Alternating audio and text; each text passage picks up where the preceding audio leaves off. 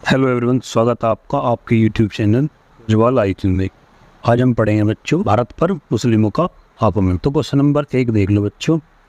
पैगंबर हजरत मोहम्मद साहब का जन्म हुआ था। इसका जन्म हुआ था बच्चों 570 ईसा में। पैगंबर हजरत मोहम्मद साहब का जन्म हुआ। चलो क्वेश्चन नंबर 2 है बच्चों, हिंद भारत की जनता के संदर्भ में हिंदू शब्द का प्रथम बार प्रयोग किया था। तो प्रथम बार प्रयोग बच्चों अरबों ने किया था। ये किसने किया था? अरबों ने। चलते क्वेश्चन नंबर 3 है बच्चों, भारत पर पहला मुस्लिम आक्रमण किस वर्ष हुआ था? तो इसका राइट आंसर बच्चों ऑप्शन नंबर डी, इनमें से कोई भी नहीं। चलते इसकी व्याख्या पर बच्चों। भारत का पहला मुस्लिम आक्रमण बच्चों 636 ईसा में खलीफा उमर के समय मुंबई के निकट थाने पर हुआ था, परंतु यह आक्रमण असफल रहा। भारत पर पहला सफल मुस्लिम आक्रमण बच्चों 712 ईस्वी में मोहम्मद बिन कासिम के नेतृत्व में हुआ था। चलते हैं क्वेश्चन नंबर 4 पर। क्वेश्चन नंबर 4 बच्चों, मोहम्मद बिन कासिम द्वारा सिंध की विजय कब हुई थी? तो बच्चों मोहम्मद बिन कासिम द्वारा सिंध की विजय 712 ईस्वी में हुई थी। चलते इसकी व्याख्या पर। मोहम्मद बिन कासिम ने 712 ईस्वी में सिंध पर विजय प्राप्त की। उस समय सिंध पर दाहिर का शासन था। किसका शासन था बच्चों? दाहिर का शासन था। चलते क्वेश्चन नंबर 5 पर। भारत पर सर्वप्रथम मुस्लिम आक्रमणकारी थे। तो इसमें राइट आंसर बच्चों ऑप्शन नंबर सी, अरब के मुस्लिम। मोहम्मद बिन कासिम था। मोहम्मद बिन कासिम बच्चों अरब का था। चलते हैं क्वेश्चन नंबर 7 पर। इनमें से कौन गजनी राजवंश का संस्थापक था? तो इसमें से बच्चों अल्पतगीन राइट आंसर है बच्चों। अल्पतगीन गजनी राजवंश का संस्थापक था। चलते इसकी व्याख्या पर। गजनी वंश का संस्थापक अल्पतगीन था। गजनी वंश का अन्य नाम यामिनी वंश भी है। चलते हैं क्वेश्चन नंबर 8 पर। महमूद गजनबी का दरबारी इतिहासकारी कौन था? तो महमूद गजनबी का दरबारी बच्चों कुतुबी था। चलते हैं इसकी व्याख्या पर। महमूद गजनवी शिक्षित एवं सुसभ्य था। वह विद्वानों एवं कलाकारों का सम्मान करता था। उसका दरबारी इतिहासकार कुतुबी था। उसने किताब उल यामिनी अथवा तारीख यामिनी नामक ग्रंथ की रचना की है। चलते हैं क्वेश्चन नंबर 9 पर।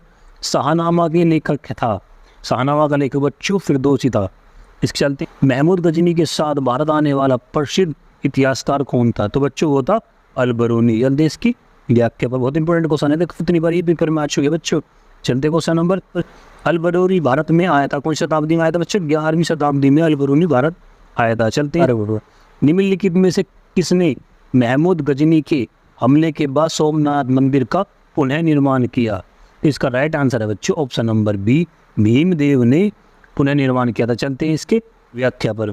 महमूद गजनवी के सोमनाथ मंदिर पर आक्रमण 1025 और 1026 ईसा के समय यह शासक भीमदेव प्रथम 1022 से 163 ईस्वी तक था। महमूद मंदिर से अपूर्ण संपत्ति को लूटकर वापस लौट गया था। महमूद के जाने के बाद भीमदेव प्रथम ने सोमनाथ मंदिर का पुनर्निर्माण करवाया था। बच्चों चलते क्वेश्चन नंबर 13 बच्चों, किसने एक तरफ संस्कृत मुद्रा लेख के साथ चांदी के सिक्के निर्गत किए थे? तो ये राइट आंसर बच्चों option number B, Mahmud Ghaznavi ने।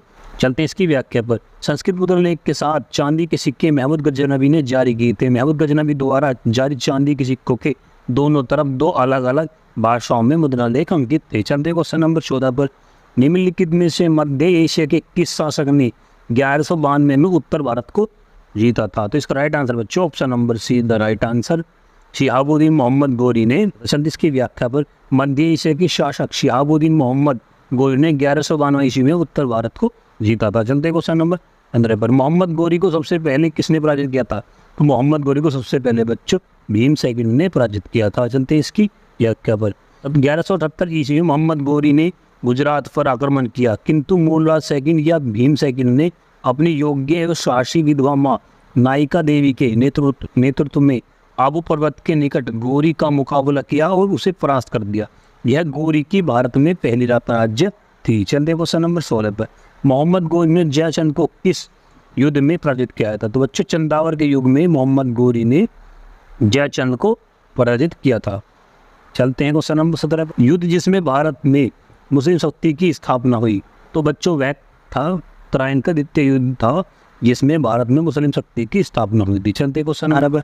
किस मुस्लिम शासक के सिक्कों पर देवी लक्ष्मी की आकृति बनी हुई थी? तो इसका राइट आंसर है बच्चों option number A, Mohammad Ghori के सिक्कों पर देवी लक्ष्मी की आकृति बनी हुई थी। चलते इसकी व्याख्या पर। मोहम्मद गोरी के सिक्कों पर देवी लक्ष्मी की आकृति बनी है और दूसरी तरफ कलमा अरबी में खुदा हुआ है। चलते हैं क्वेश्चन नंबर 19 पर।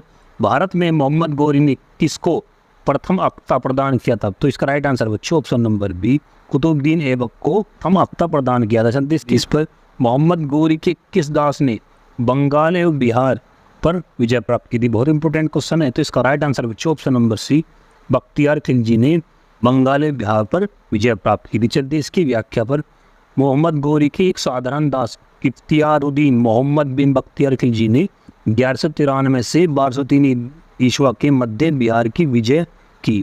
उसने 1198 से 1203 ईस्वी के मध्य में बंगाल पर आक्रमण किया। चलते हैं क्वेश्चन नंबर 21 पर बच्चों, बिहार का प्रथम मुस्लिम विजेता कौन था?